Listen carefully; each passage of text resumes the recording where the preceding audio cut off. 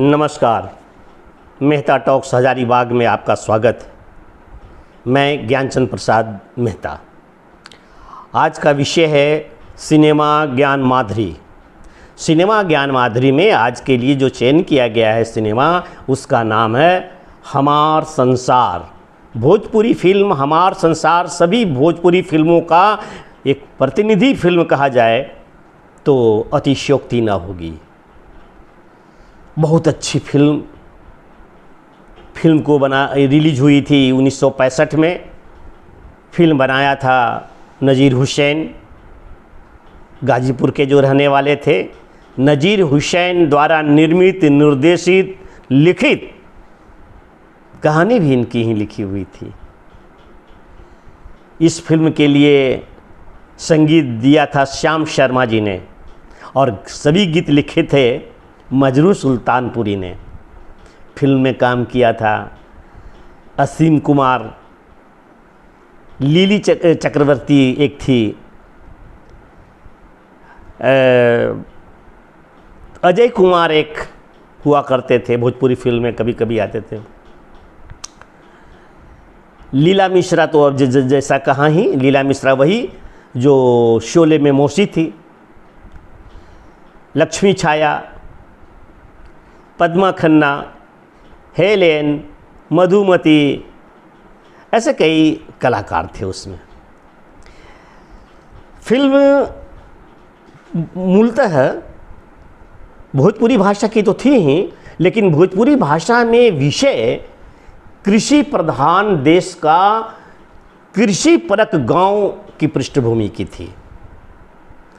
Film के प्रारंभ में ही, खुलते ही फिल्म में दिखाता है कि सवेरा हो जाता है और किसान अपने कंधे पर हल पालो ले करके खेतों की ओर जाते हैं। आगे बैलों की जोड़ी है। ऐसे कई किसान चले जा रहे हैं खेतों की तरफ काम करने के लिए। गायें जा रही हैं चरने के लिए, बकरियां निकल रही है घरों से। गांव के मोहल्ले में जो पनघट है उन पर स्त्रियां पानी भर रही है। और इस प्रकार से सूर्योदय के साथ सारे गांव के कार्यकलाप चल करके यह बताता है कि गांव कितना संपन्न है। यहाँ सभी किस्म के लोग थे, सभी उद्योग धंधे वाले, गृह उद्योग से भरित पुरित बस्ती, सुखी और संपन्न बस्ती।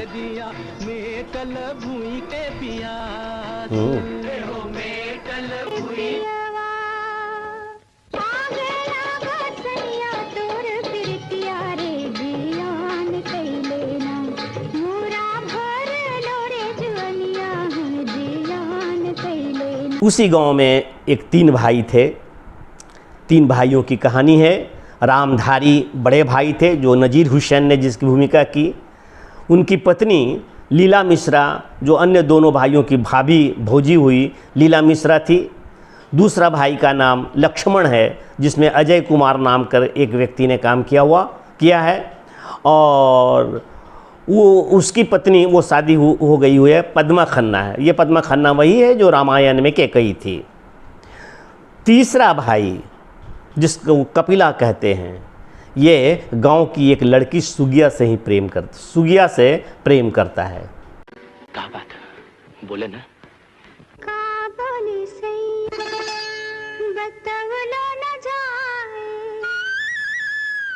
नजिया के बत्तियां रे कहलो न जाए, कहीं कदिया कापे लाए मेरे राजा कहीं। और इनके रामधारी तथा उस दंपत्ति को एक बड़ी लड़की है फूलमतिया और एक छोटा लड़का है छोटू। परिवार बहुत संपन्न है, अच्छा से चलता है, खाता पीता परिवार है। गांव में जैसा रहने का वैसा रहने का। थोड़ी ही जल्दी ही मंझले भाई की नौकरी लग जाती है कलकत्ता के किसी कंपनी में एक अच्छे पद पर। वे चले जाते हैं, लेकिन वो जाते हैं तो पत्नी तो यहीं रहती है, लेकिन वहाँ से प्रत्येक महीने 50 रुपया भेजते हैं, तो जिससे और खुश रहते हैं बड़े भाई। गांव में ढिंढोरा पीटे चलते हैं कि मेरे भाई का पैसा आया है, मनी ऑर्डर आया है। और गांव वाले भी जानता है कि मनी ऑर्डर आता है तो उसके घर में, पोस्टमैन आता है तो समझो इनके घर में पैसा आया है। तो कोई कुछ भी अपने काम से कुछ लेता है देता है, सब काम घर गृहस्थी बहुत बढ़िया से चलता है। सुगिया से, गांव की एक लड़की है सुगिया, उसके पिताजी नहीं है, माँ है, तो सुगिया के साथ कपिला को प्रेम है और उसकी इस प्रकार वो अभिव्यक्त है इस प्रेम का गांव में कि प्रायः सभी जानते हैं। ऐसा ही कुछ सब कुछ चल रहा था हंसी खुशी में कि एक दिन एक तार आया बर्मा से, रंगून से, कि मैं बर्मा में हूँ भाई साहब और मैं आ रहा हूँ गांव। वो अपना कोई गांव आ रहे हैं। बचपन में हुआ था, 12 साल पहले शादी हुई थी, यानी जब ये लोग 6 वर्ष के थे तो 12 6 18 वर्ष के हो गए होंगे। लड़की 6 वर्ष की थी तो लड़का कुछ होगा 8 वर्ष का। तो इस बातों को भूल गए थे लोग कि बहुत दिन से कोई पता ही नहीं था कहाँ चले गए हैं वो परिवार लड़की वाले। इसलिए स्वयं समझते थे रामधारी जी की हमारे छोटे भाई का विवाह करना है, इसलिए सुगिया के साथ सुगिया के माँ को वचन दे आए थे। इन दोनों के विषय में जब जाने कि दोनों में प्रेम है तो सुगिया के माँ को वचन दे आए थे कि इसकी शादी इससे करने दीजिए, जबकि वो मना कर रही थी कि आपके घर में कैसे, लेकिन कहा ना मेरी बेटी के तरह ही रहेगी। तो फिर लेकिन जब इस तरह की बात आ गई विपदा वाली कि वो तो आ रहा है, लड़की दूसरी है जिसके विवाह हुआ था, अब गौना कराना ही शेष है। और वास्तव में गांव में 18 साल 19 साल 20 साल 21 साल का लड़का थोड़े ही कुंवारा रहता है, सबकी शादी तो हो ही जाती है बचपन में ही, और इनकी भी हो गई थी, ये सभी जानते हैं, लेकिन कुछ पता नहीं था 12 वर्ष तक, इसलिए इन लोग भूल गए थे। खैर वो परिवार उस गाँव में आया, इन दोनों का विवाह हो गया और बहू आ गई।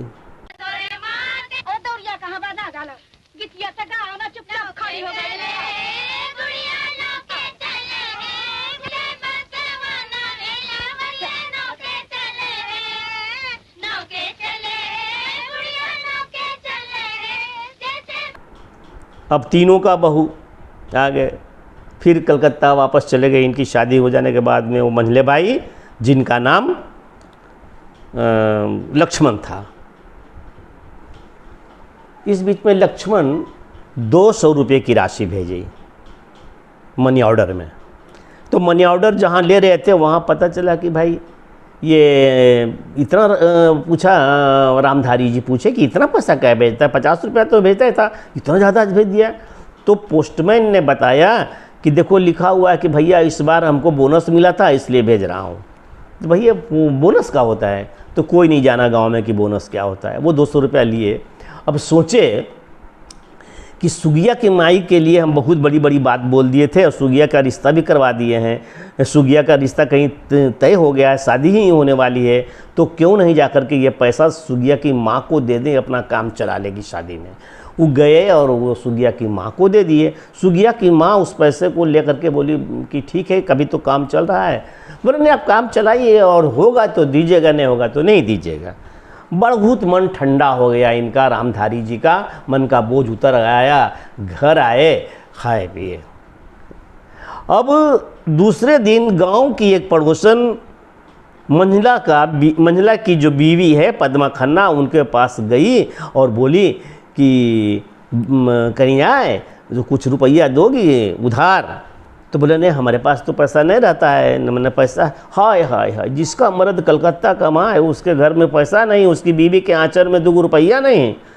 लो अब सनक आई इसको, ये सन की भी, तो पैसा कहाँ से आएगा? भैया सब काम करते हैं, करवाते हैं, सब कुछ ठीक ठाक चल ही रहता है, हम पैसा रख के क्या करेंगे?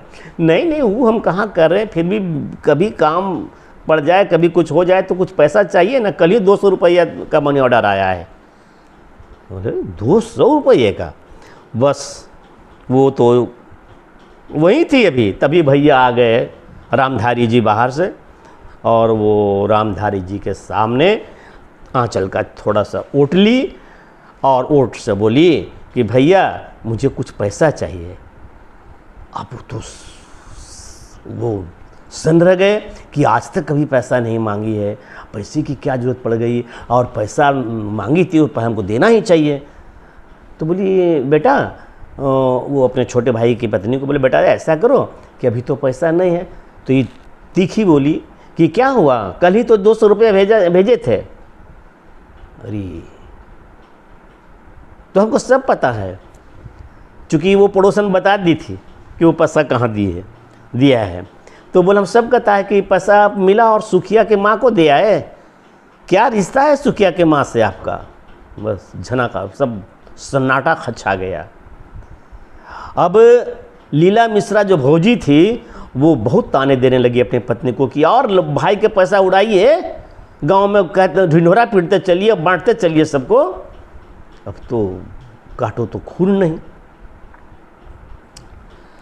खैर ये दो पत्नियां तीनों गोतनी आपस में किसी तरह से कुछ दिन रहा। दशहरा के समय में कलकत्ता से मंझला भाई लक्ष्मण आया और ये शुरू में तो लक्ष्मण डिरेल्ड नहीं हो रहा था, हिल नहीं रहा था, लेकिन पत्नी का रोना धोना सुनना सानना के बाद वो बंटवारे की बात आ गई और गांव में पंचायत लगा और बट गया खेत। 16 बीघा ज़मीन थी, 5-5 बीघा सब समझिए कि बटा, एक आध बीघा घर उर होगा उसमें से हो गया।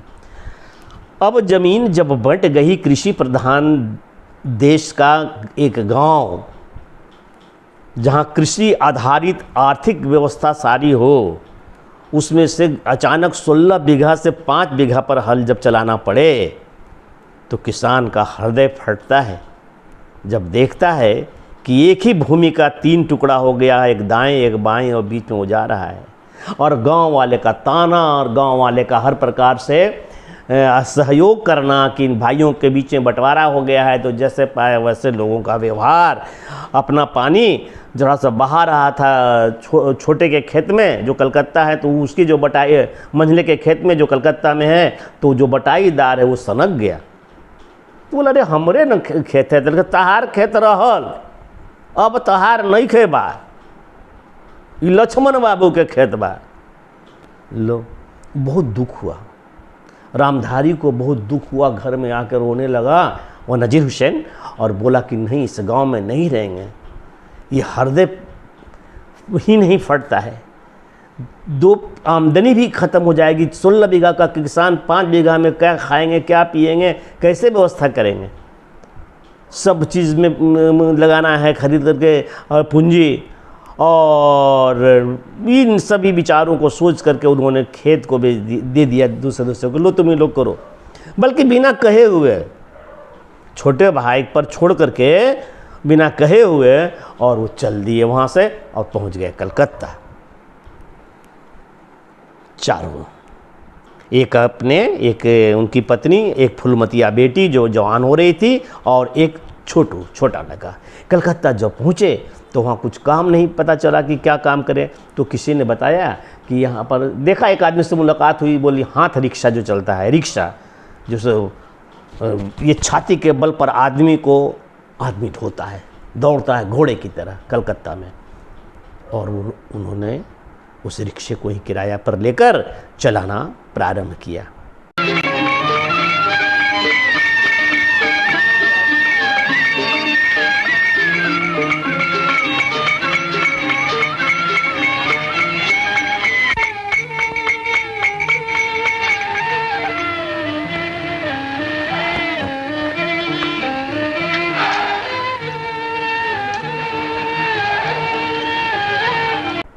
इधर छोटू ने देखा कि काम नहीं बन रहा है, कुछ लोगों को देखा कि पॉलिश करते हुए रोड पर, बस वह भी घर से 2 रुपया लिया, चुराया और पॉलिश का सामान लेकर के वो कमाने लगा वो भी।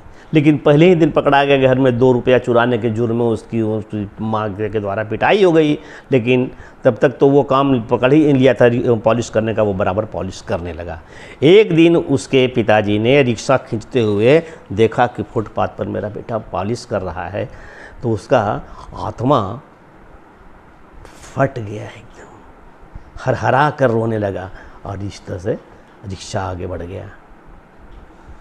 रिक्शे पर एक दिन एक ऐसी सवारी बैठी महिला कि जिसको घर के पहुंचाने के पास ये पूछी देखा है किसी ने नहीं। रिक्शा कौन चला रहा है, खींच रहा है, और रिक्शे के सीट पर कौन बैठी है, इन दोनों में से एक दूसरे को किसी ने नहीं देखा। लेकिन जैसे ही इन्होंने ये रिक्शे पर बैठने वाली ने कहा कि कितना पैसा हुआ, कितना पैसा भइल, वैसे ही वो रिक्शा ये मुड़ करके नाजिर हुसैन बोलते हैं कि जो दे दीजिए मालिक। तो औरत वो देखी तो अरे वो काका, मतलब वह औरत सुगिया थी। सुगिया की शादी हुई थी तो उसके पति कोई नौकरी कलकत्ता के किसी अच्छे दफ्तर में लग गई थी और अच्छे पद पर थे। तो अब तो दोनों अवाक, रोने लगी सुगिया। सुगिया का ये गोद में एक बच्चा था और बोला सुगिया से कि सुगिया पहले बोली कि काका आप इतना गांव के लिए किए, मेरे लिए किए, मेरा कन्यादान किए, ये मेरे पैसे से हमको मदद करके मेरी शादी करवाए, शादी नहीं होती और आप रिक्शा चला रहे हैं। तो बोला बहुत बेटा ऐसा है कि सब बात अब लंबी हो जाएगी, इसलिए इसको तुम जाओ और किसी से दामाद को मत कहना, नहीं तो फुलमतिया की शादी करनी है ना, इसलिए कुछ पैसा कमाने अकली आ गए हैं यहाँ। लेकिन जो जान जाएगा गांव वाला कि हम यहाँ पर रिक्शा खींच रहे हैं तो हमारी बेटी से कोई शादी नहीं करेगा, तो दामाद बाबू से भी इस बात को ना कहना। और उसने 1 या 2 रुपया उसके अपने सुखिया के गोद में डाल दिया कि ये मेरे नाती के लिए। बड़ी दारुण, बहुत दुख। उसके बाद जो छोटा भाई था जिसका नाम कपिला था, उसने घर में एक दिन बहुत ये गुस्सा हुआ इस बात को लेकर के कि हम भैया को लाएंगे वहाँ से। और वैसे कहानी लंबी है, 2-2.5 घंटे की फिल्म है, लेकिन वो चले गए कलकत्ता। आते हैं लक्ष्मण कपिला इन दोनों को ढूंढने के लिए, लेकिन जब कलकत्ता आते हैं तो इतना बड़ा शहर में कहाँ कोई कैसे मिलेगा। फुटपाथ पर देखते हैं कि ये 2-4 लड़के लड़ रहे थे, ये जूता में पॉलिश करने वाले, इसी को सबको छुड़ाना चाहता है कपिला। तो वही असीम कुमार है, तो देखता है कि छोटू है, वो लड़ रहा है छोटू के साथ सभी। तो छोटू को, अरे तुम छोटू सब कुछ छोड़ करके भागता है अपने घर के तरफ, पीछे पीछे कपिला भी भागते हैं। और वो जब घर पहुँची है तो वहाँ पर देखते हैं भाभी हैं, भतीजी है, और ये छोटू बोला ऐसा कैसे हो गया इस तरह से हालत। तब वो फिर भैया भी आ जाते हैं। तो भैया आते हैं तो सब रो धो के ठीक हो जाते हैं। उसी समय वो एक गेहूं के अनाज पर बात होती है कि ये अनाज देखो शहर में ऐसा मिलता है, बलि तो बहुत ही दुर्बल अनाज है, ये बहुत ही कमज़ोर है, इसको कैसे खाता है लोग। तो बोलते हैं रामधारी जी कि शहर में लोग ऐसे ही राशन कार्ड से मिलता हुआ अनाज खाता है, क्या करेगा।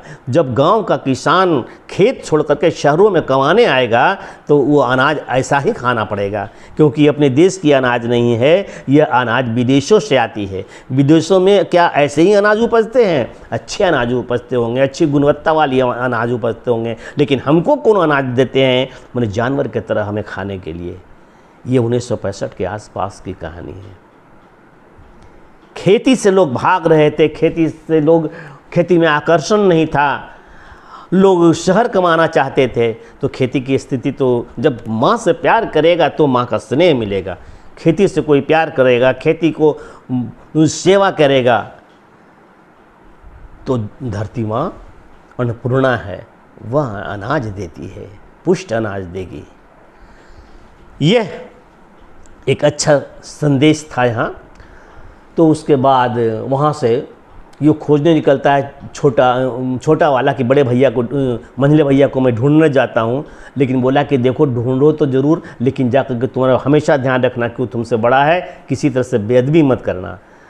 तो वो जा कर के पता चला जिस फैक्ट्री में काम करते थे उसके कंपनी वाला गेटमैन बोला कि आगे यहीं रहते हैं।